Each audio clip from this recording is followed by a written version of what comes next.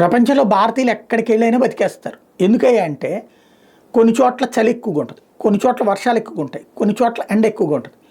భారతీయులు ఏడాది పొడుగునా ఈ 4 ఎక్స్పీరియన్స్ చేసేస్తారు. ఈ మూడింటిని కూడా ఓ 4 నెలల పాటు విపరీతమైన ఎండ, ఓ 4 నెలల పాటు విపరీతమైన వర్షాలు, ఓ 4 నెలల పాటు విపరీతమైన చలి. ఎస్పెషల్లీ దక్షిణాది రాష్ట్రాల్లోకి అయితే ఈ అనుభవం విపరీతం. అందుకని ఎక్కడికి వెళ్ళైనా బతికేస్తున్నారు.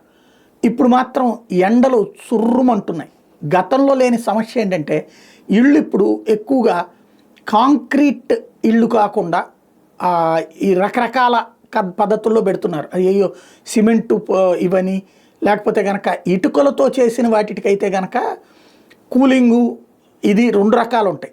ఇటుకలు కాకుండా వేరే రకమైన మెటీరియల్తో చేసినటువంటి ఇళ్ళకు వచ్చేటప్పటికి ఎక్కువగా మంట ఎక్కుతోంది. ఇప్పుడు చాలా వరకు ఈ తరహా ఇళ్ళకే అలవాటు పడిపోతుంది. సిమెంట్ బ్రిక్స్ లాంటివి, తర్వాత ఈ మన బొగ్గు ఆధారంగా వచ్చినటువంటి బూడిదతో తయారు చేసినటువంటి బ్రిక్స్ ఇవి వాడుతున్నారు. వీటి ఇంపాక్ట్ విపరీతమైన హీట్ ఉంటుంది. ఏసీలు లేకపోతే బతకలేని పరిస్థితి, కరెంటు విపరీతంగా వాడాల్సి వస్తుంది. అదే సందర్భంలో ఇదివరకటి కంటే ఎండల్లో చురుకు ఎక్కువగా ఉంటుంది. ఇంకోటి గ్రీనరీ తగ్గిపోవడంతో మంట విపరీతంగా ఉంటుంది.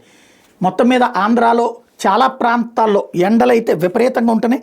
43 డిగ్రీలు, 42, 43, 47 ఇదే గంటకి 50 నుంచి 60 కిలోమీటర్ల వేగంతో ఈదురుగాలులు కురుస్తాయి అని చెప్పి పక్కన వాతావరణ శాఖ చెప్పే టైంలో మండుటెండలేమో అల్లాడిస్తున్నాయి.